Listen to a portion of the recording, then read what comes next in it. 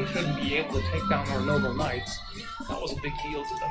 How can it be that this filthy common rebel can kill our knights with this dishonorable weapon? That's completely unacceptable.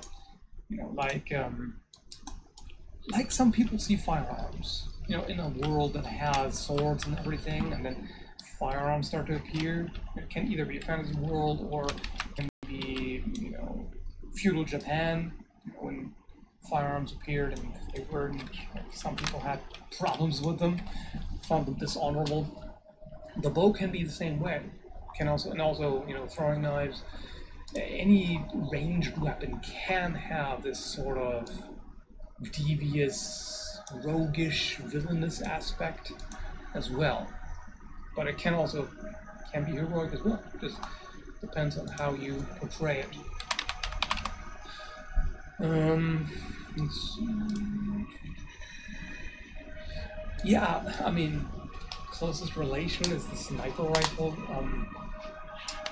This actually shows the problem with that. I mean, a sniper isn't generally seen as an honorable character. Very effective one, but it's almost more. I mean, it can be an assassin, or it can be kind of a battlefield rogue almost.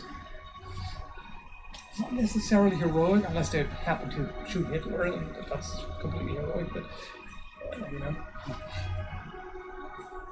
can see where they're coming from with axes and hammers. The big two-handed smashing weapons usually are assigned to brutish characters in fantasy. I'm probably thinking of large two-handed axes. I mean, yeah, definitely, but again, it depends. They said that the Dane axe is a large two-handed axe, but there's nothing really brutish about it. And also, if you look at the poleaxe, it was used with a lot of finesse. It's definitely a technical weapon, if you look at the historical manuals. And a poleaxe, in fact, is a good example, because a poleaxe is pretty much the definition of a knightly weapon. If you look, let's see, look it up here, show you some pictures. Poleaxe. Didn't do it at all. Green for a moment there, and then we're completely red. Alright. So, something like this was considered a knightly weapon. It was used by knights against other knights. I mean, men-at-arms didn't have to be high nobility, didn't have to be knights as such, but it's generally, this was not a commoner's weapon. You can tell that by the manuals. And also, with the way it looks, you can see it's somewhat more intricate. It's got the brutish aspect of the kind of meat hammer kind of thing going on, but then it's got, the somewhat decorated langets and the discard, and the axe blade is not necessarily brutish looking. So this is kind of in between. Like, you could portray this either way, but it was definitely seen as more of a noble weapon. Not as noble as a sword, maybe, but definitely not like a brutish weapon as such. Small throwing knives, shuriken, yeah, okay, that's basically associated with trickery, assassination, ninja, assassins, etc., all that. Modern counterpart uses, I don't know, I don't agree with that. I also don't agree with putting the chakram and dip in the same category as small throwing knives and shuriken and things like that, because a whip and chakram and also it's kind of like the 9-section staff, what's that? 9-section whip, for example, in Chinese martial arts. That's really more of an exotic skill weapon. Like, it's one that requires a lot of skill and finesse. Throwing knives, shuriken, I mean, yeah, of course they require skill too, but they are really more associated with yeah, underhanded tricks, the way it's said here as well. I would put blowguns in the same category as well. You know, stealth weapons that are often used to, well, either assassinate somebody who's unaware, or more likely in case of throwing weapons as a distraction, because they're not really lethal as such. It's not like a throwing spear. So you would throw something at somebody's face. You know, things like, not the stereotypical pocket sand and stuff like Pocket that. sand. That would also fall under this category, caltrops, things like that. That's very more devious kind of distraction and either hit and run weapons, like for escape, like smoke bomb, or just distraction and follow up. Whereas Chakram, it's more along the lines of throwing axes, I would say. And a whip is, again, I mean, I would argue it's not really much of a weapon, unless it's a metal one. But it's more of a, I don't know, capture them and interrogate them kind of thing, I guess. I don't know. But like rapid fire, I don't really associate with that in the same way. I would equate this with, say, a pocket derringer, maybe. I think that would make more sense, like a small throwing weapon or something like this. It's more like something that you suddenly whip out, and that doesn't have a lot of firepower at all, but can be used to wound somebody, to prepare for a follow-up, to get away, or just use in a desperate situation where you don't have anything else. The Liberator would, I guess, also fall in that category. I think it's overriding. I got it right here. That. I agree about the pole axes, pole arms, weapons that I find are wielded by skilled specialists in the fantasy area. Yeah. Stick staves, nunchaku, billy clubs, skill. Well, yes, with staves, nunchakus, sticks, yeah, arguably.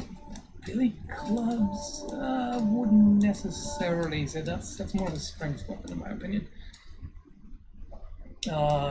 Since these weapons appear innocent, they often indicate a hidden or rarely used degree of skill. Yeah, makes sense. I mean, the quarterstaff can just look like a walking stick.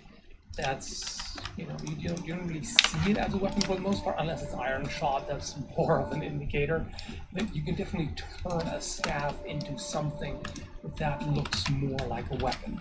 If it's studded, or has iron tips or spikes, or things like that. You can definitely make that look more. Or if it's an all metal staff, that could also work.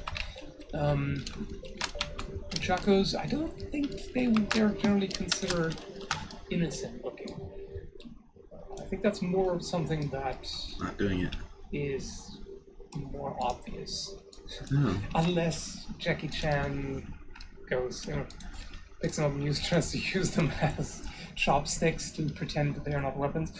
That's a bit hard to sell.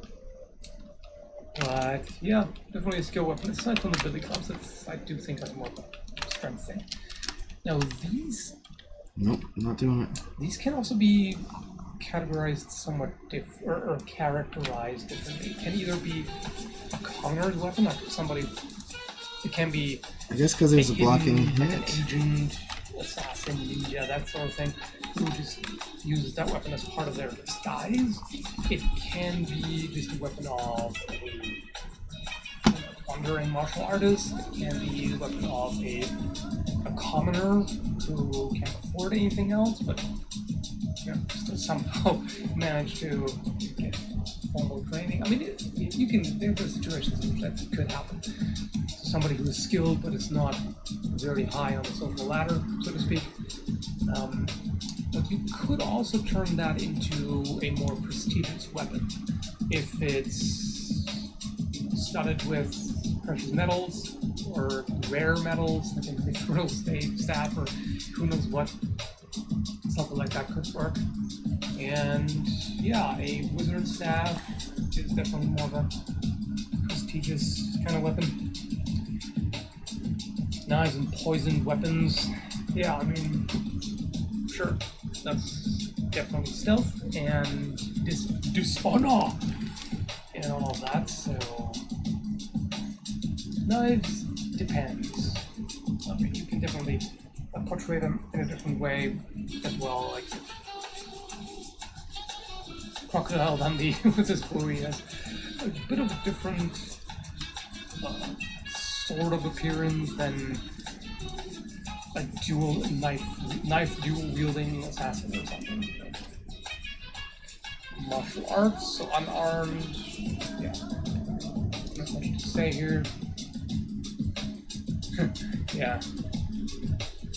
Either calm and controlled martial artist or a hot-headed practitioner, like a brawler kind of deal. Fist, knuckle busters, claws. Yeah,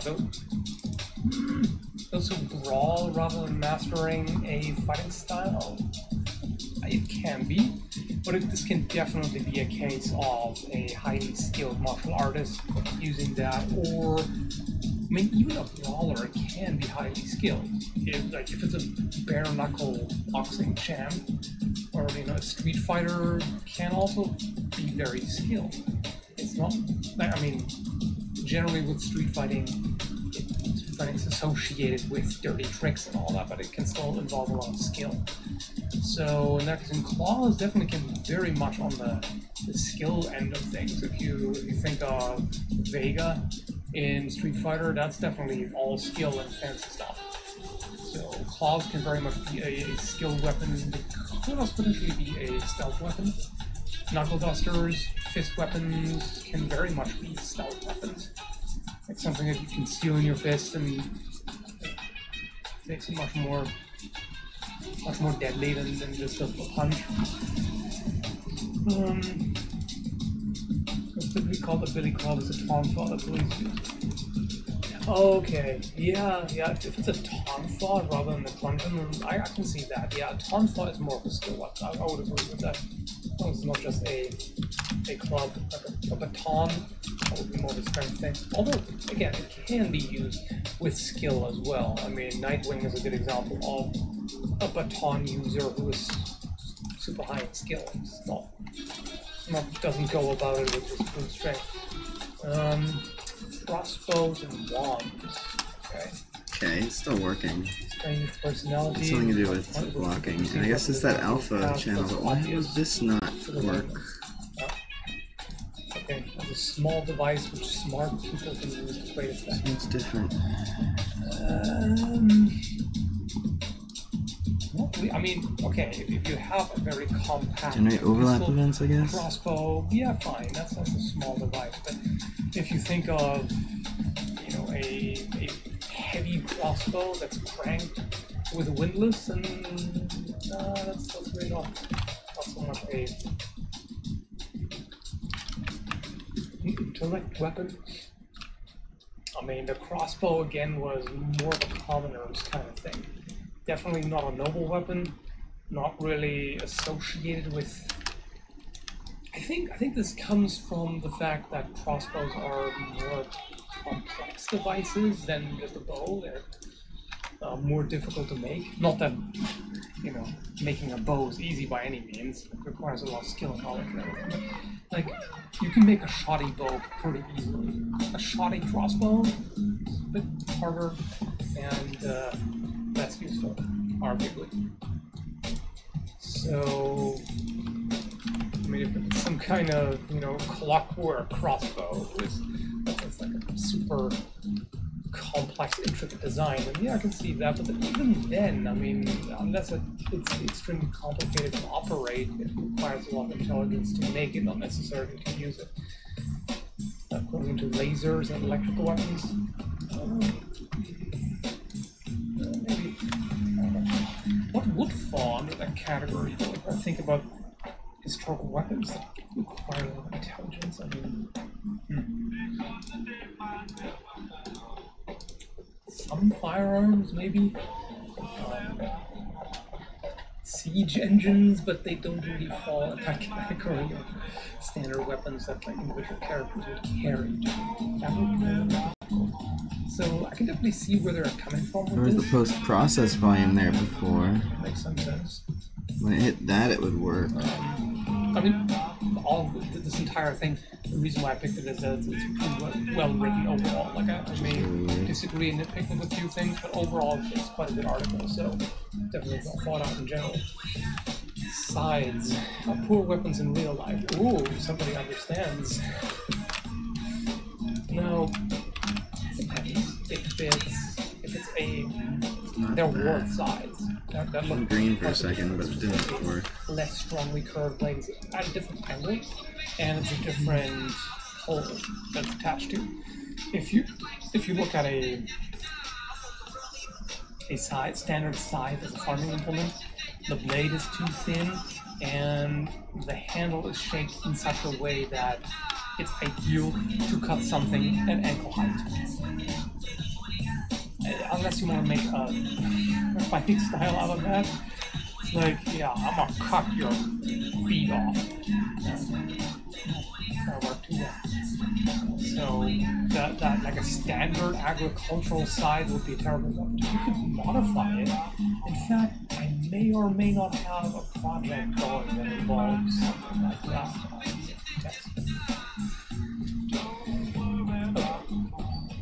Tend to be used by antagonists and suggest a high level of skill. Yeah, I mean, yeah, fair enough. Pole arms, the thing is this with pole arms can be used with comparatively low skill, especially something like a spear, a lot of other pole arms as well.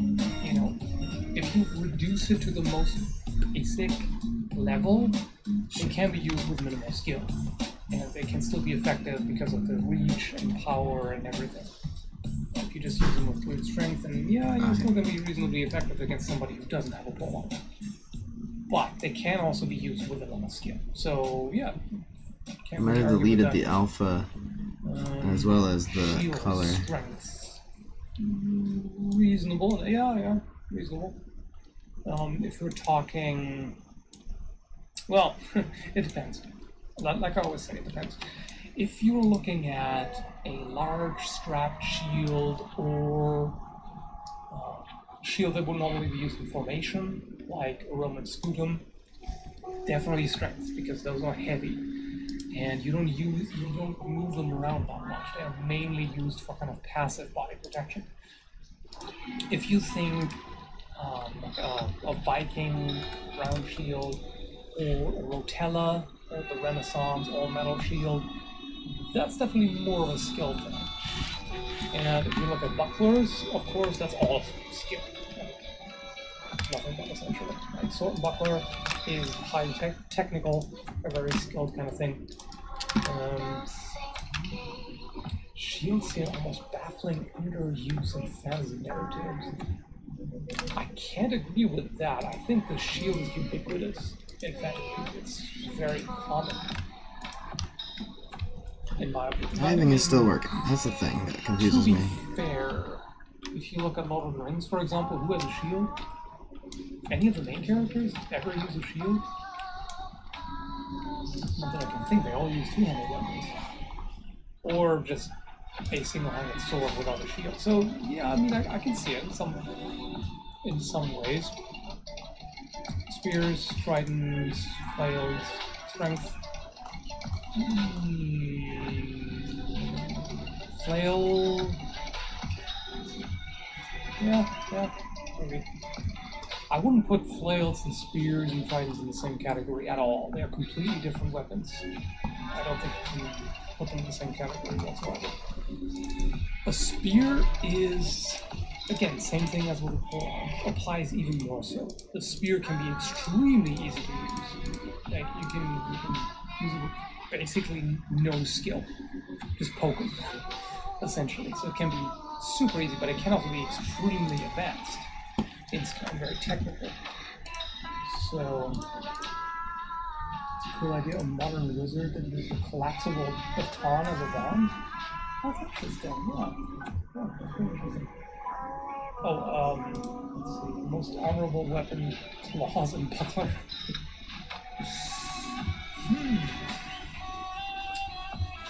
I mean, yeah, I can kind of see it. If you have a buckler covering your hand and a claw sticking out, I wouldn't call it honorable, but I mean, you could portray it that way. This kind of character who goes, let's do fisticuffs. Like, the character just struts in and just, oh, you have a longer weapon? I don't give a shit. And just, let's go right in. That's more of a kind of reckless or like brave character to the point of reckless and no idea of self-preservation, that sort of thing. Yeah. Anyway. Tritons, arrogant, overbearing weapon. Yeah, that's how they often appear. Fair enough. Can also be gladiator's weapon. I mean, that's what they were originally. Then again, a gladiator can be perfectly arrogant and, you know, kind of an attention whore, I suppose. Animal. Yeah, I guess that can be a weapon. There was one other thing here that I wanted to... Power has a cost. Yeah, that's a really good concept. I like that.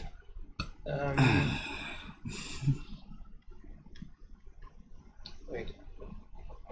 Weren't the Shane's revolvers a cost?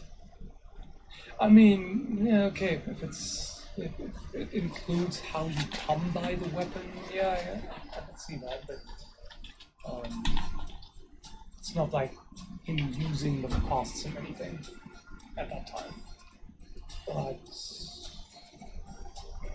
yeah, the kind of weapon that takes away something from the character. Sometimes you have fantasy weapons that drain the user's life force or part of the soul or something, or they have some kind of potentially catastrophic long-term effect. Your backside. If we count powers, magical powers as a weapon, I guess, then Raven would be a good example in DC. This kind of, like, you have tremendous power, but if you use it, there is a chance that all hell breaks loose. That sort of thing. That can be very interesting. The kind of thing that makes heroes unwilling to use the weapon or the power that they have. It can be, I mean, it's been done a lot, but it can still be an interesting device for storytelling, for sure.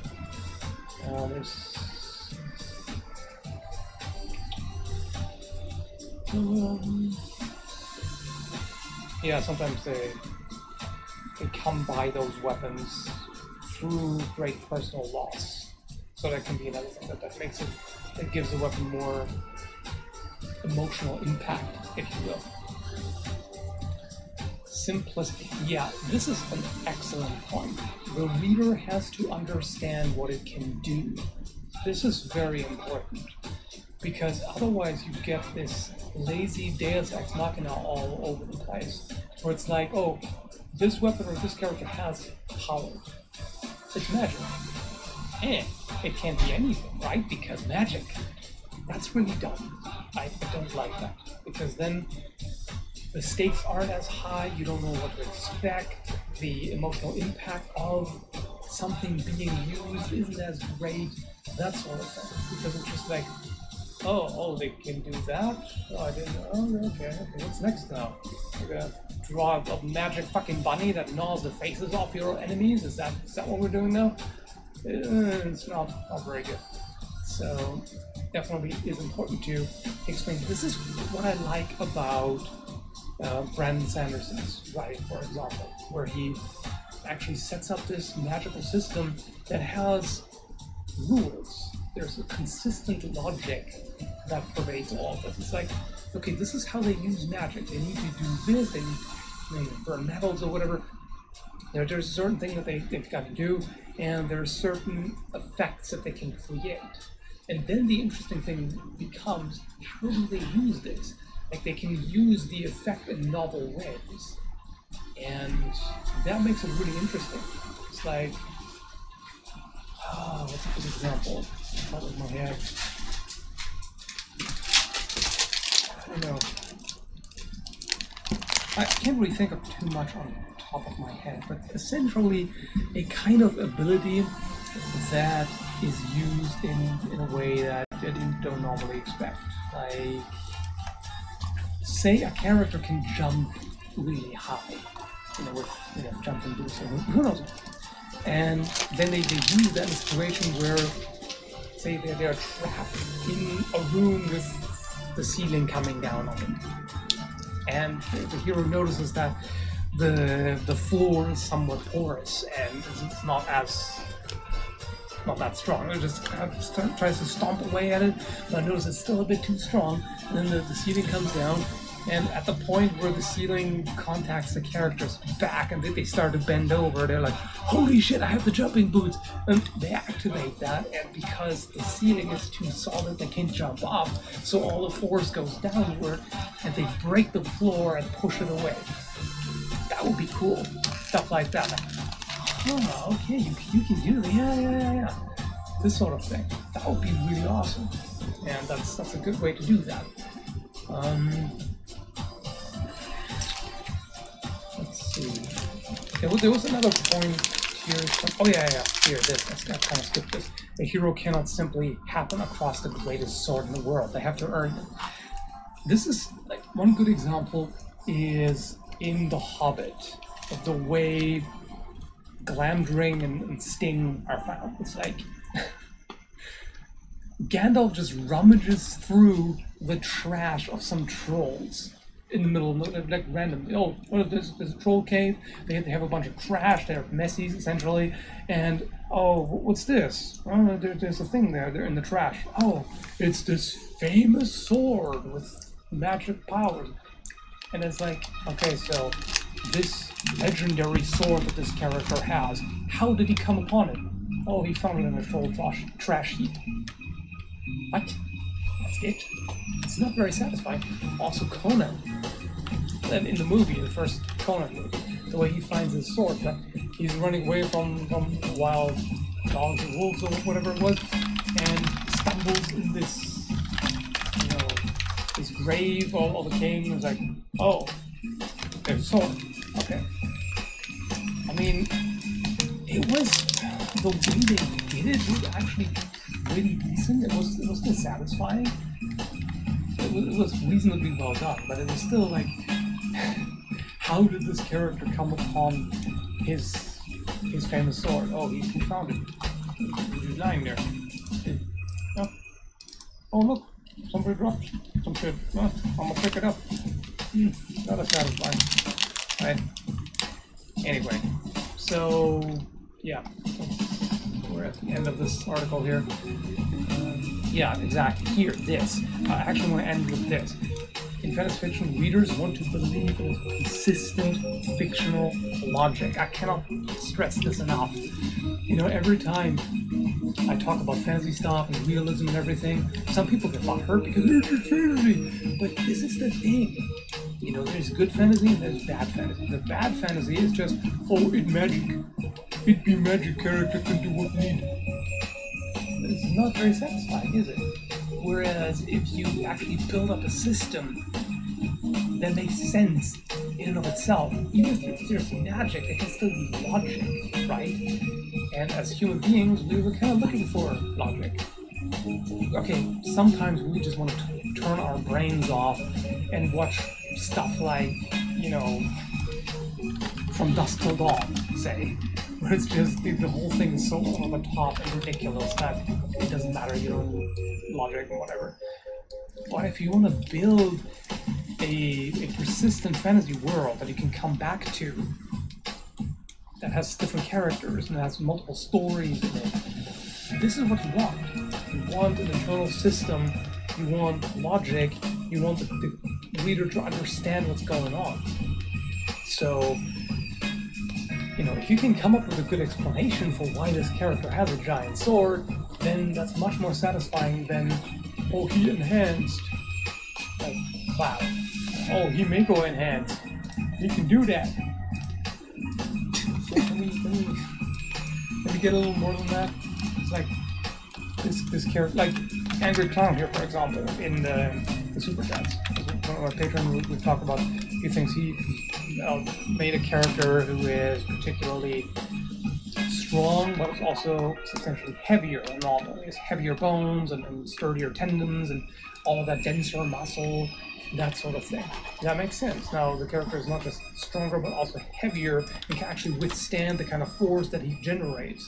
He stays on his feet, and everything is much denser than a regular person, as opposed to skinny little emo Cloud running around with, hey, I have a giant sword. He doesn't look like he's able to handle that. I'm talking unreasonable amounts of shit about Cloud because I very much enjoy Final Fantasy VII, but there's that. Okay, so Tridents not known as war weapons. Well, there are some things that are kind of Trident-like. Like the,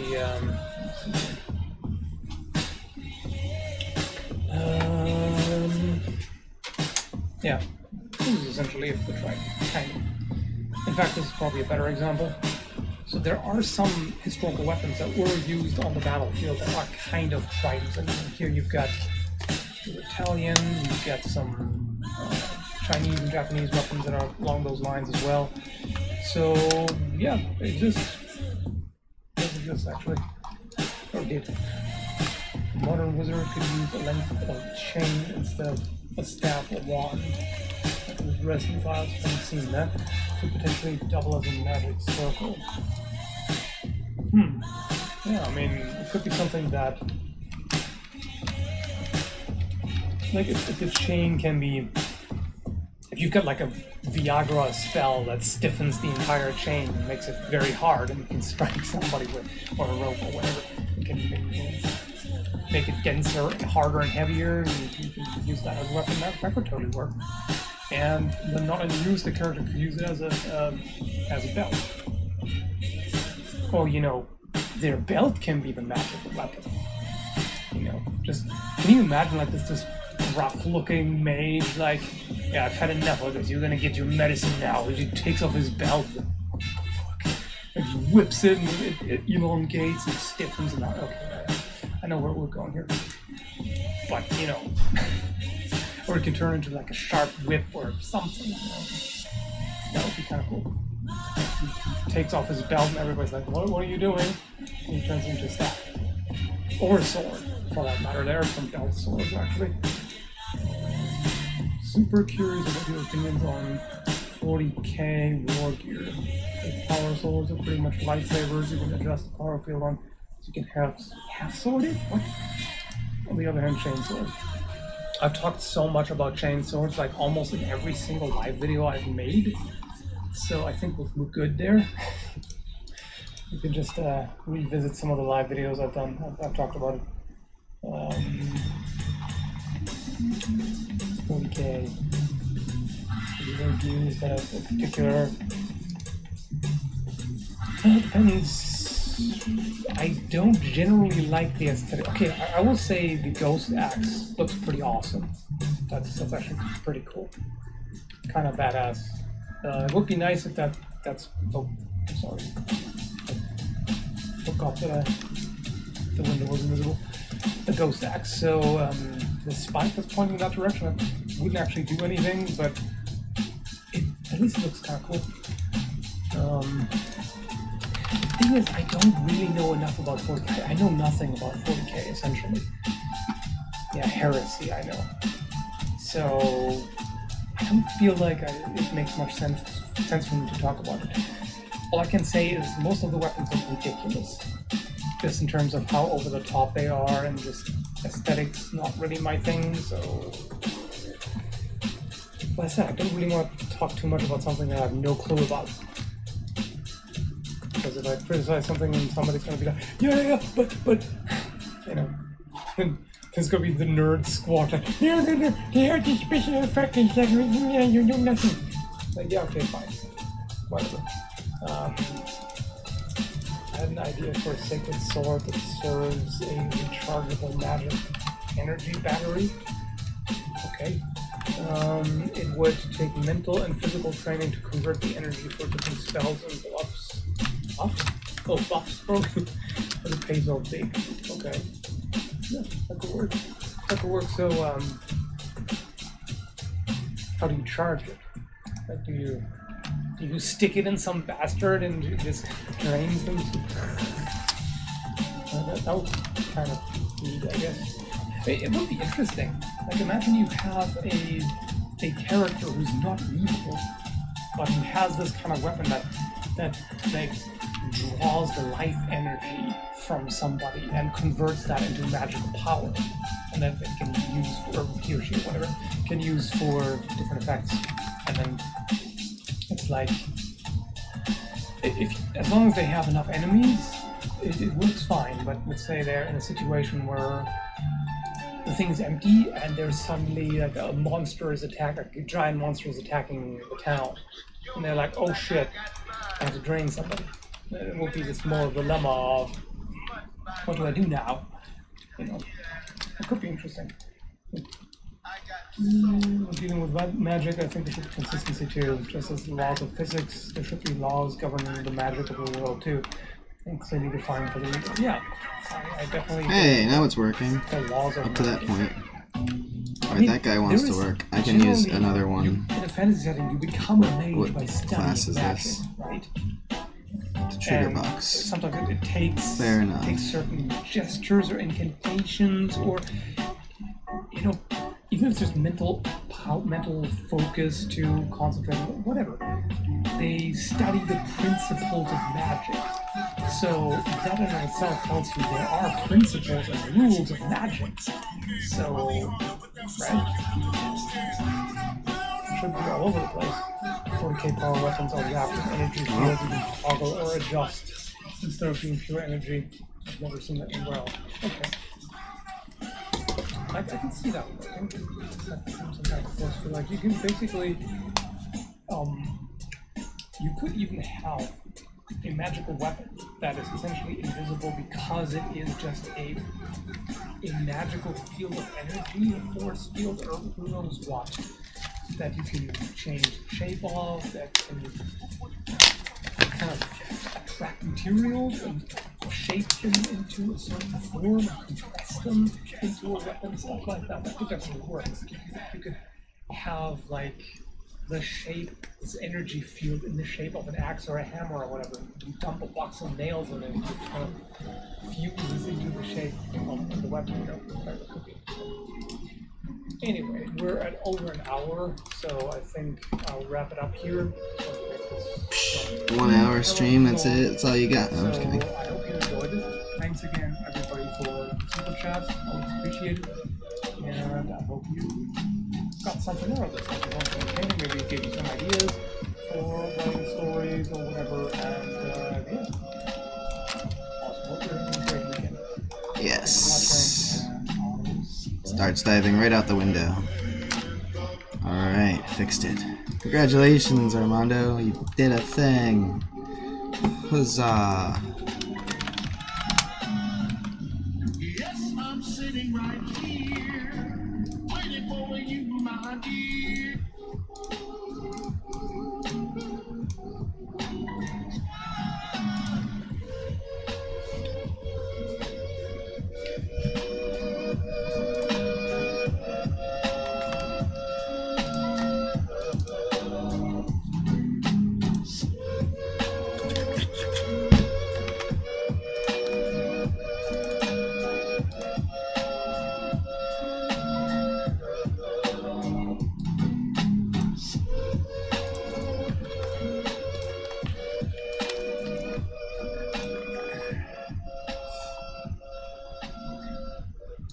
Might have had something to do with another bug. I want to check on this. I should probably do it from the menu instead of here.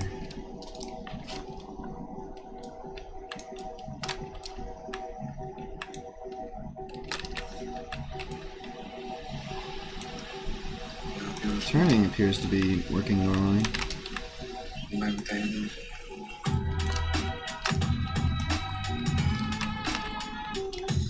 So that fix that I did for the other thing seems to have fixed that. And what was the other part of it? Leaving the mirror doesn't close it. Oh yeah, it does. Alright. It was that other problem with the left mouse, right mouse thing apparently. So those are done. And I think this was also part of it, because I seem to be able to select things properly now by looking at them. All of that was related to the left mouse, right mouse button thing. So that's good too. Swing targets. Okay, so let's over to combat.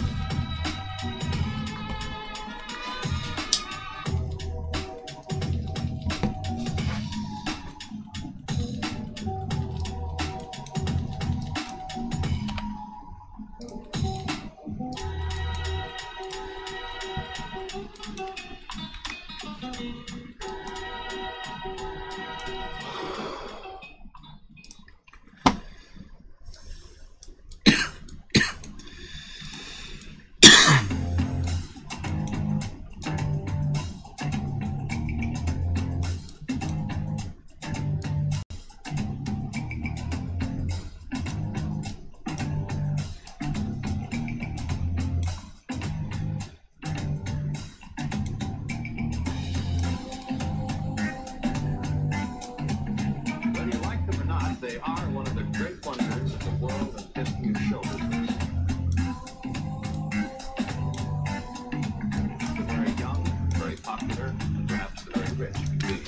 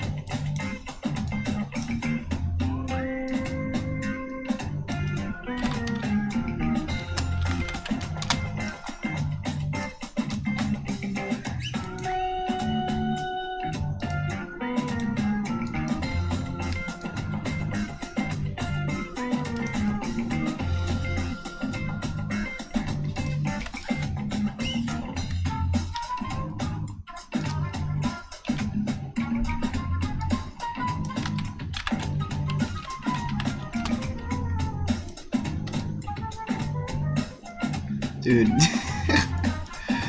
I don't know. It's something like 4,000 or 8,000 or 16,000 or 10,000 maybe, I don't know.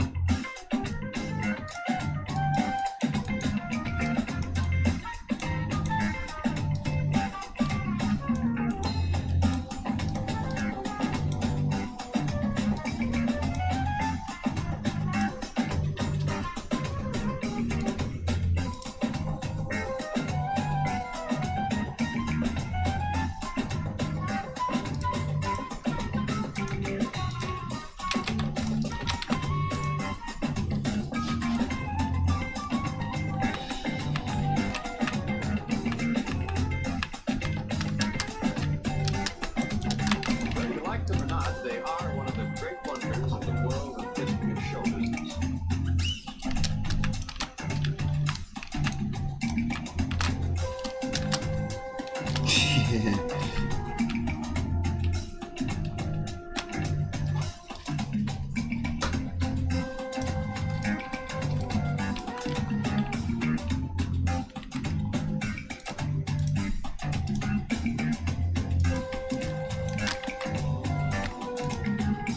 young, very popular, and perhaps very rich.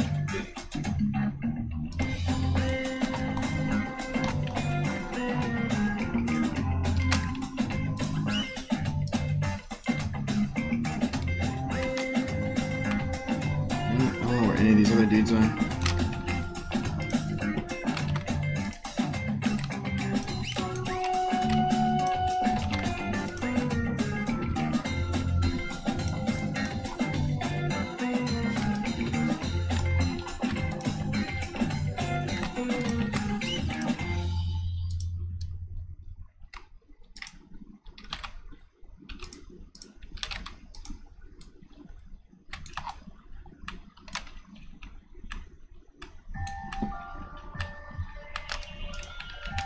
And then but then I scaled them.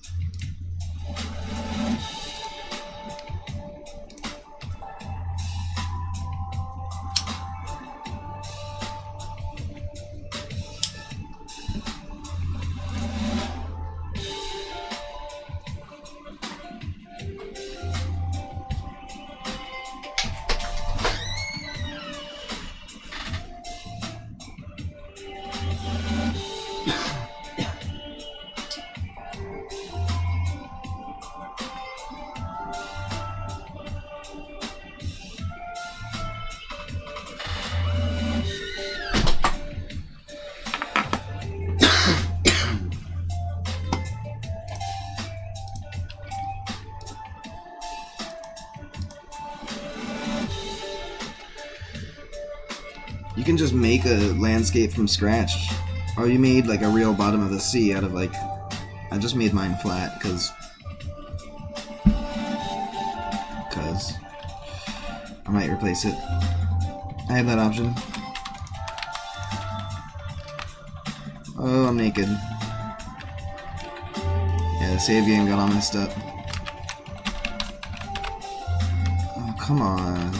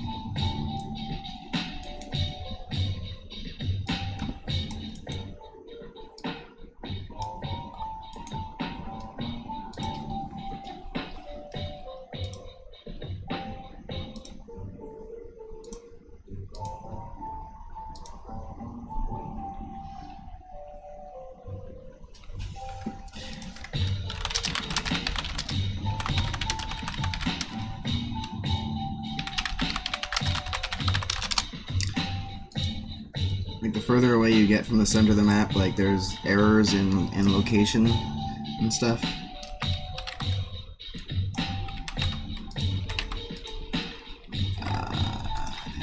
He's got no pants. Ain't no cool.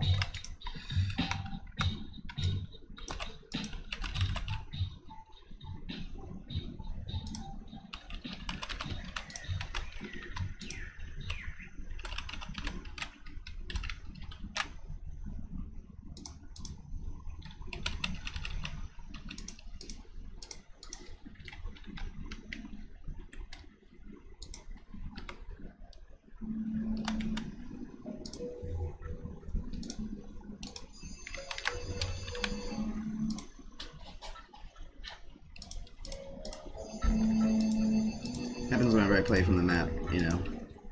Doesn't really save things correctly.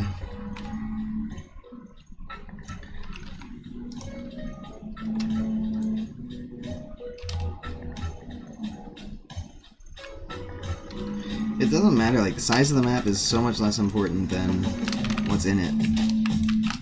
You know, look at Dark Souls. It doesn't really have a big map. It's a very intricate and layered map.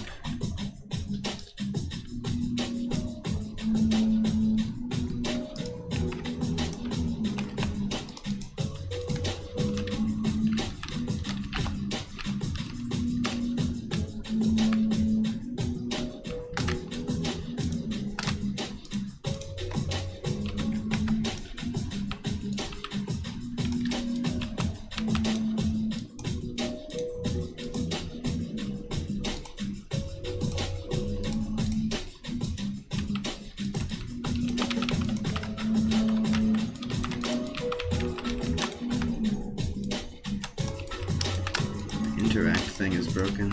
Oh, I can just on that.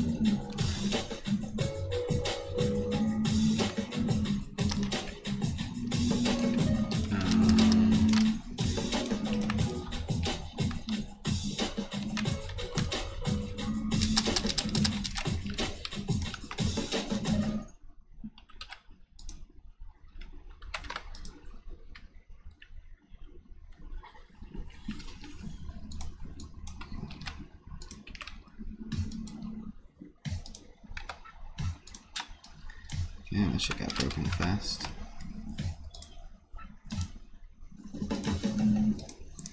I shouldn't have that change character button in the game anymore. Just don't know what's up with it. Or it's probably the killing of characters messing it up.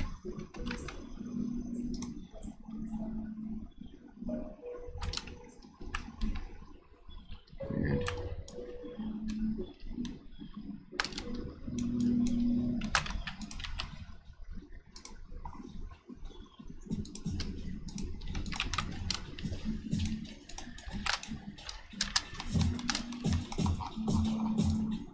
Gotta fix the way that looks anyway.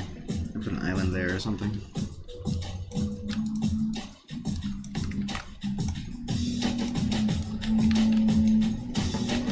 What the hell? So the characters aren't even here. What? What? Oh, did I just delete them? That's right, I just did delete them. Kinda stupid, sorry. Yeah, I thought it got fixed by logging out and logging back in. That would be nice. I don't even know. I wanted the other faction. I want them to be matching for this test. I don't know why the attack queue isn't working though.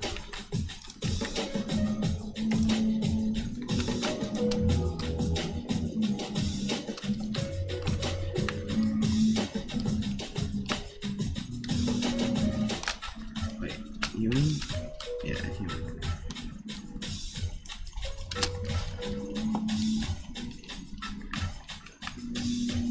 This faction, whatever.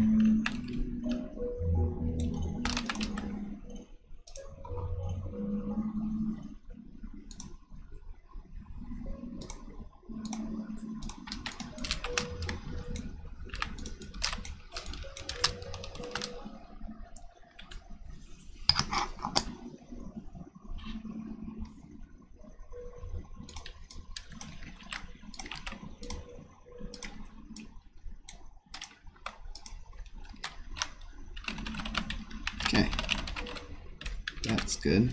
That's working.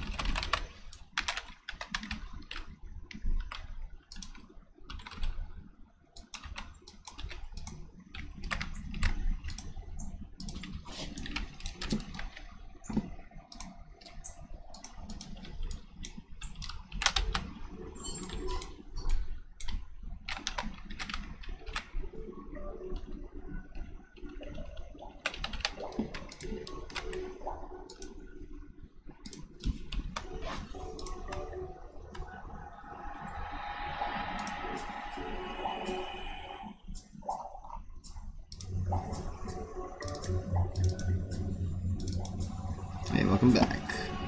So, I don't know why this isn't,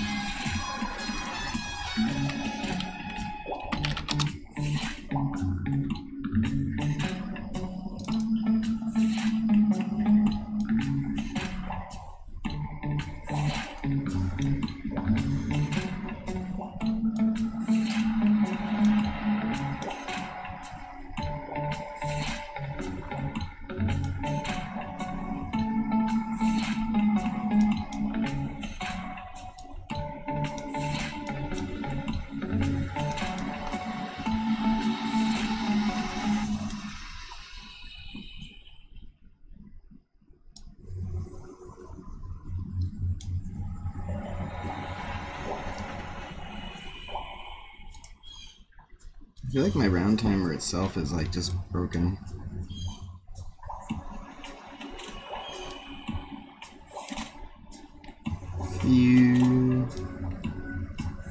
Like, what happened to all the logic behind it? The other day I was messing with this, or yesterday, and I was like, this doesn't look as complex as I remember it being.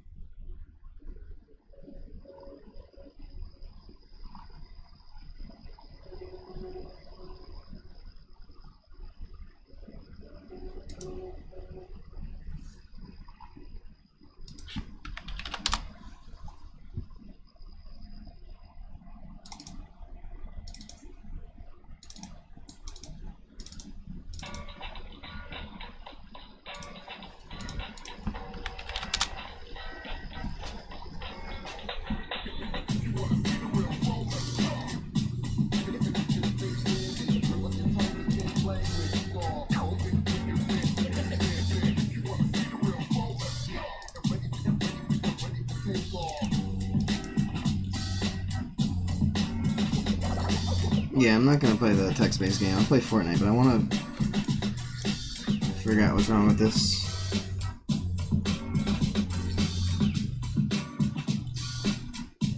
Where's like next?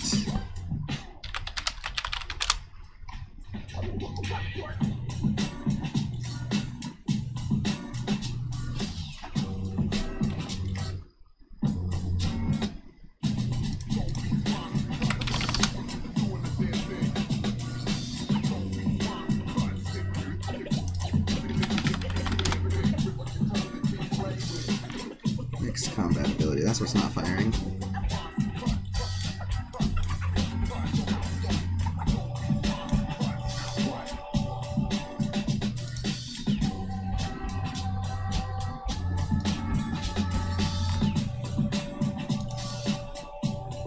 Round timer HUD is where the logic for it is. Okay, right, there it is.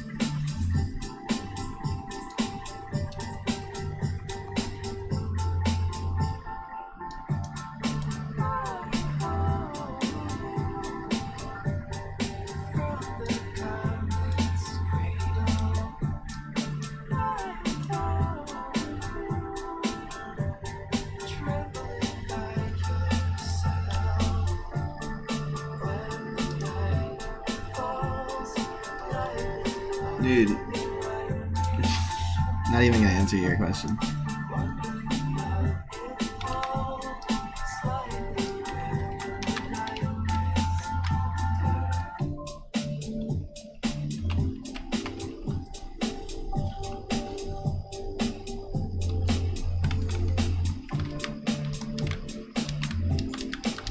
Can't mount up. Can't do anything. It's keeping me as busy.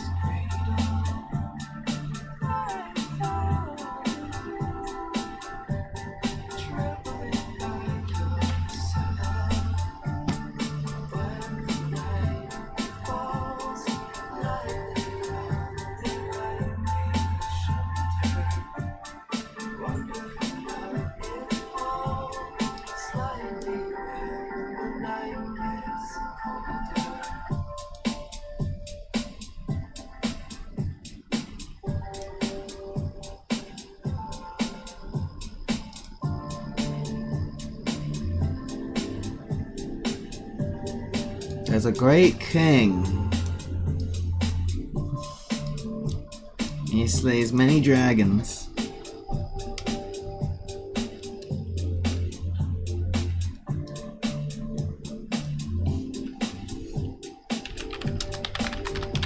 Oh, there's no button. Ah, damn.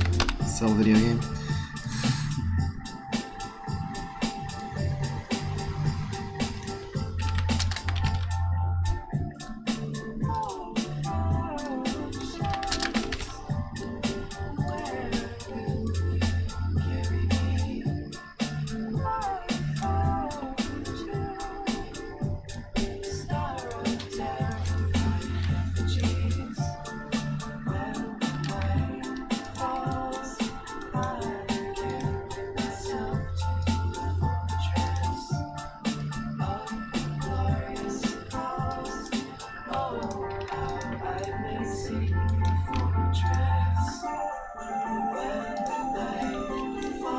Save game shit's getting messed up already. What's up with that?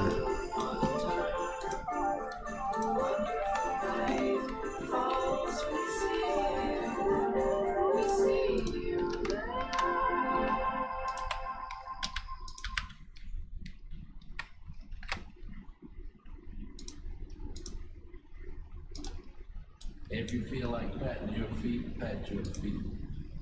If you feel like clapping your hands, clap your hands. If you feel like taking off your shoes, take off your shoes. We are here to have a ball. So we want you to leave your worldly troubles outside and come in here and swag.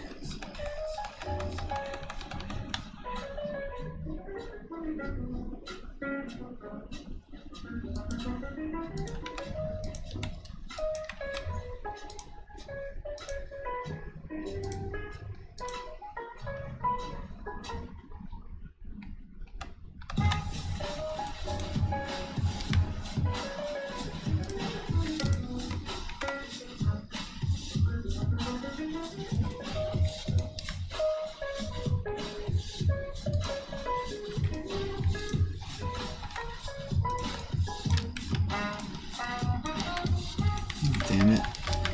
The whole fucking busy check is messed up.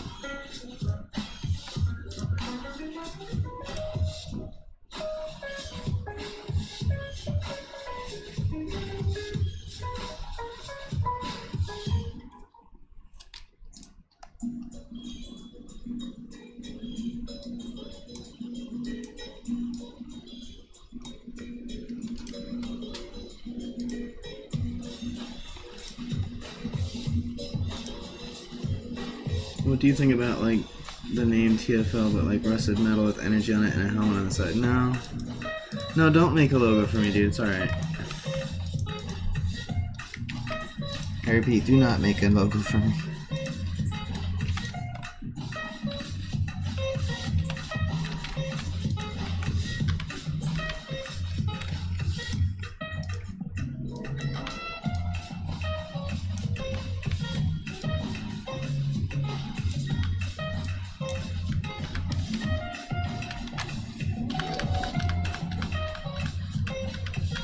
I just fixed this horse thing recently, too.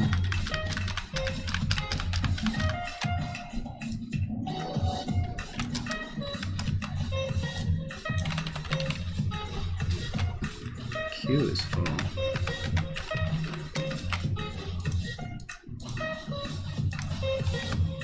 That sucks.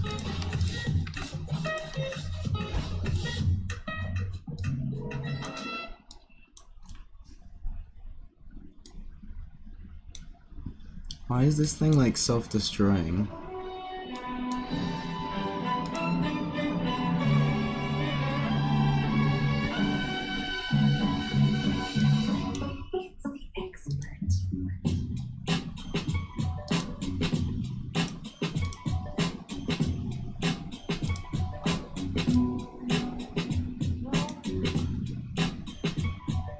It's like it's disappearing after the first time and then no longer functioning. And this is different behavior than it was in the previous Unreal version.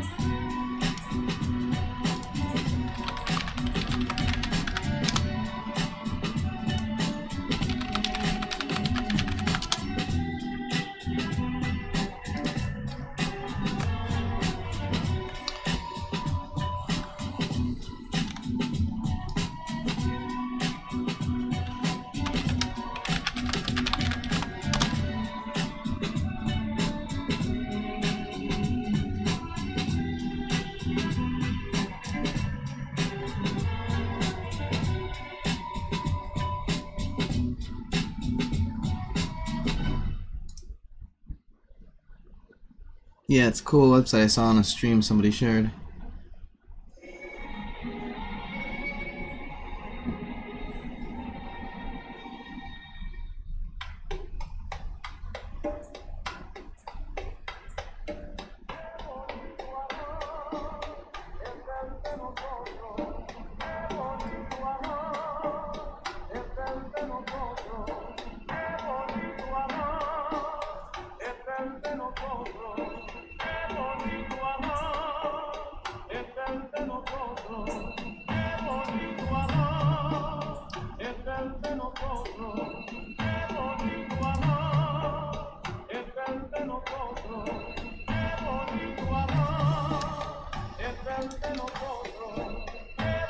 Unrealsearch.com, wasn't that it?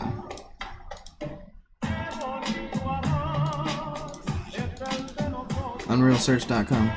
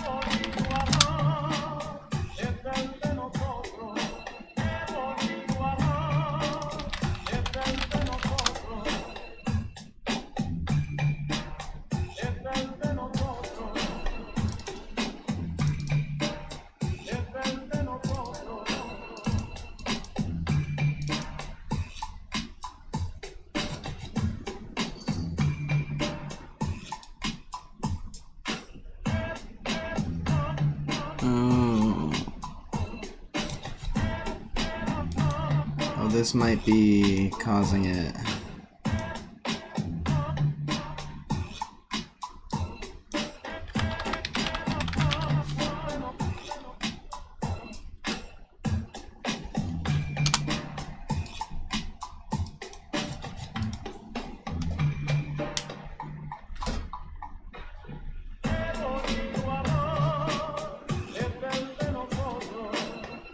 Well, shit, Supreme Court just confirmed Brett Kavanaugh just now.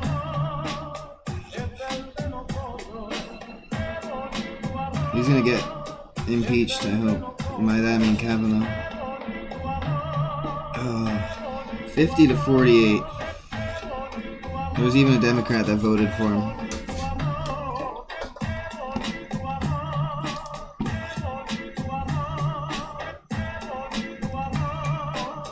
I don't know if this will stay with the variables on there.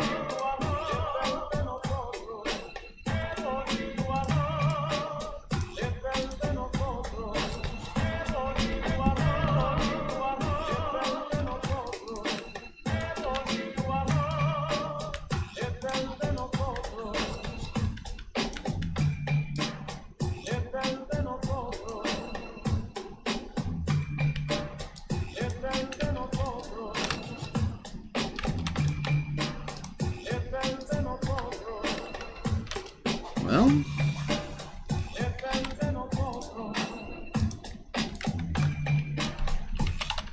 yes! Alright. Somehow I was clearing all widgets.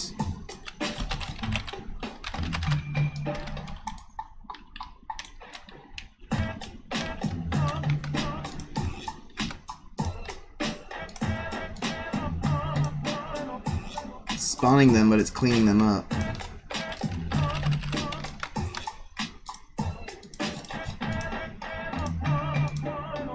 Or maybe it's just like each time.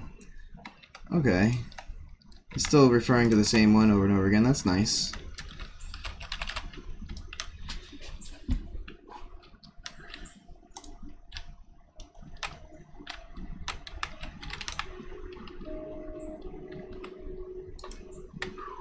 Alright, crisis averted.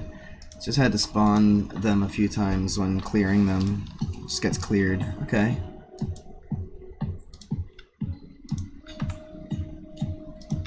I'll play some Fortnite. Now that that's fixed. I'm not sure if this is still there, but that's, I think, what we were on.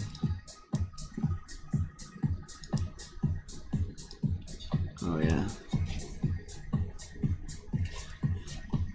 There's a bunch of combat stuff. I'll say tomorrow's stream will be combat stuff. I just know that I should stop working for now. My mind, my body needs to play some Fortnite. Alright dude, I'll see you on the launcher in a couple minutes. I think I'm just gonna grab a yogurt, eat healthy kids. Anybody want to join us on Fortnite? Hop in the Discord. You're probably the only one watching right now. People don't tend to watch, don't seem to watch here in the afternoon. There's like 9 views on my afternoon stream yesterday.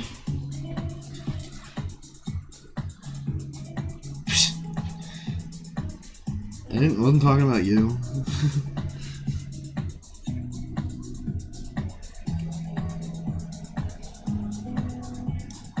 Although I am doing well. I could keep working, but I'll just get stuck on something. It's always good to just stop in your head. Oops, bye music. How long have I been streaming for? It is Saturday, October 6, 2018 at 4:53 p.m. The channel has 645 subscribers. WR Productions has the most copper shillings. WR Productions has watched the most. Nah, I think I want to keep working. For 1 hour 20 minutes now. To be perfectly honest.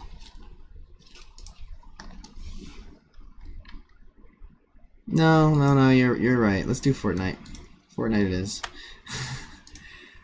I'm just gonna take a break. I'll be on in a bit. Peace, dude.